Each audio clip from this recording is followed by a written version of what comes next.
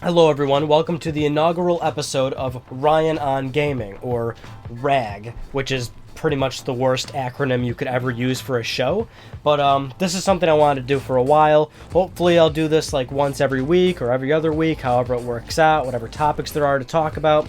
But basically the show will be, in a nutshell, one topic. It could be a current event, it could be a past event, it could be a topic that even you submitted and I thought was good, but it would just be my thought on a specific topic of video games. So now that we've got that out of the way, let's jump into our first topic, which is the PlayStation ecosystem and the problem with it.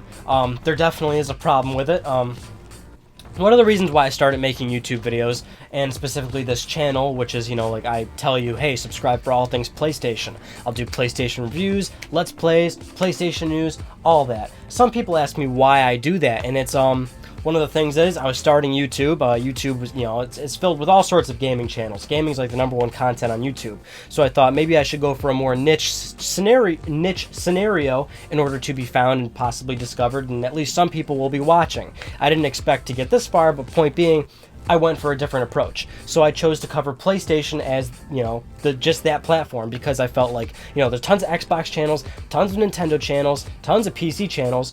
I felt there was no channel covering the PlayStation ecosystem well. So that's what I took myself in doing, and I started doing it. But the thing is, the PlayStation ecosystem has a lot of god-awful problems. Now, if you don't know, when I use the word ecosystem, I mean just games, the platforms, and how Sony kind of connects them with their services. You must have heard this word before when we're talking about, people will talk about the Apple ecosystem, the Google ecosystem, how those devices all work for you, how those products work together.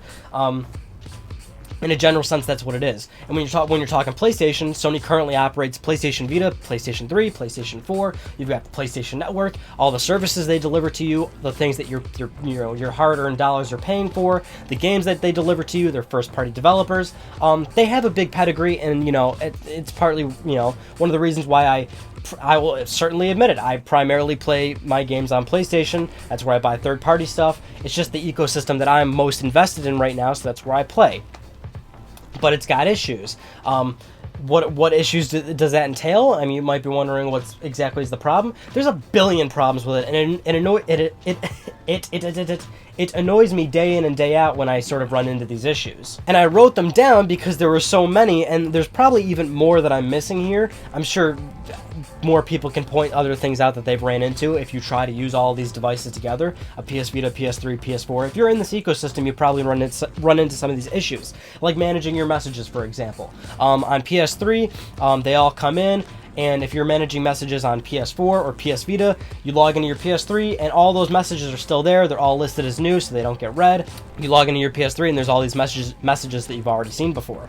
But then you go into what's viewable on the PlayStation Store. The PlayStation 3 is perhaps the best PlayStation Store because you can see all that content, whether it's Vita, PSP, Minis, PS3, most of it, right? But it's like, why can you only see most of it? If you go to the PlayStation 4 PlayStation Store, you only see PS4 content, which of course makes sense because the PS4 can't really content manage any of that stuff. It can't download Vita stuff and then put it to Vita, but it certainly should be able to, like the PS3 can. If I want to manage content through another piece of hardware, I'd have to use the PS3. I'd have to turn my PS3 on, get that connection going, and do it from there if I want to put PSP games or PS3 games on, or PS Vita games on there. Another thing is the type of games. I mean, one thing is it's littered, and there's just so much crap you can look at.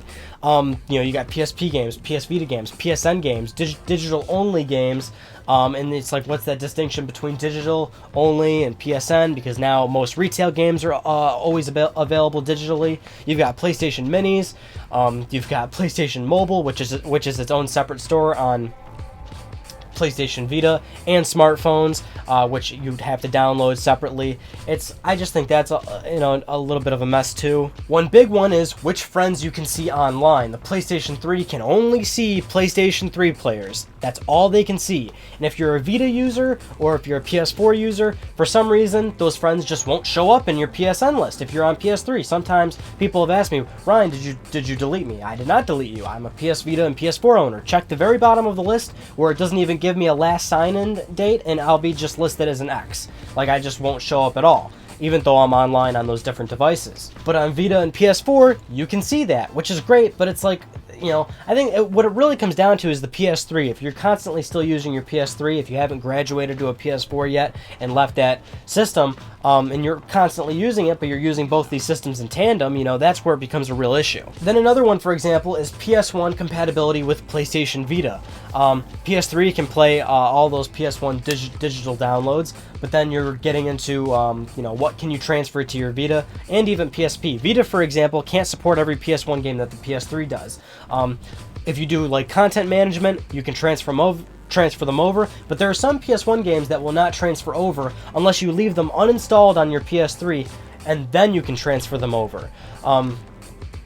Which is like, why? Then why isn't it just natively supported? Like, why is this an issue? Then you look at Sony's PS Vita initiative, which is the whole cross-buy, cross-play, cross-controller, cross-save functionality they have with the Vita, and it talking to PS3 games or PS4 games or both platforms. It's a great feature. It's cool that Sony has like those things in place for certain games, but it's another like bunch of gobbledygook, you know, like what game supports that?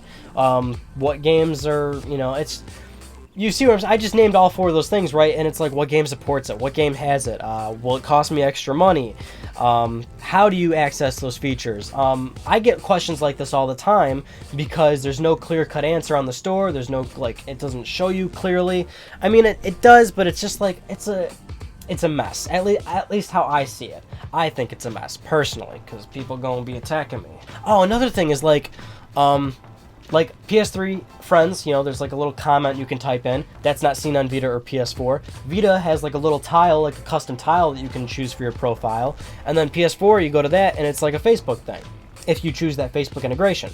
Like, it's just disjointed, right? It's fragmented, just disjointed. My God, I can't talk to save my life. Anyway, it's a mess. And that's what I like about certain like other products, like with Google or Apple. I like their ecosystems a lot because it's really clear cut, in your face, simple to use, easy to use. I love that. That's what I love the most about anything, really, whether you're talking electronics or cooking, for example. Like consistency and simplicity. It's what makes things great. It's what makes things successful. If something's easy to use, if something's easy to jump into, it's a good product. So to sort of finish this thing off, because I don't want to make these videos too long, this new series, one topic, so let's keep it a little shorter. But I like the PlayStation ecosystem. I've said this like 4 times now. I like it. Don't attack me on that front. But it's got problems, and that's what really bugs me about it. And I just wish Sony would get that straightened out, which it probably won't. I guarantee you, and every problem I just listed probably will not get fixed. They mostly stem, again, from the PS3, which is something that they, you know, they're going to support it. They're going to release software for it. They're going to let third parties still make games for it. They're still going to manufacture the system, but it's just one of those things where they're not, you know, they're probably done for more, like adding major firmware updates to it, really overhauling it, or adding any sort of significant amount of time into it. So a lot of these problems probably just aren't going to get fixed. But I wish they did, because that's one issue I always had with Sony, and I wish they could really fix it, is fix their ecosystem, because it's just sometimes a pain to use. So do you agree or disagree with me? Let me know. I always try and talk to you guys in the comments. And that concludes the first little Ryan on gaming topic. I'll see you in my next video. Oh, and thanks for talking with me, because I know you will. Comment.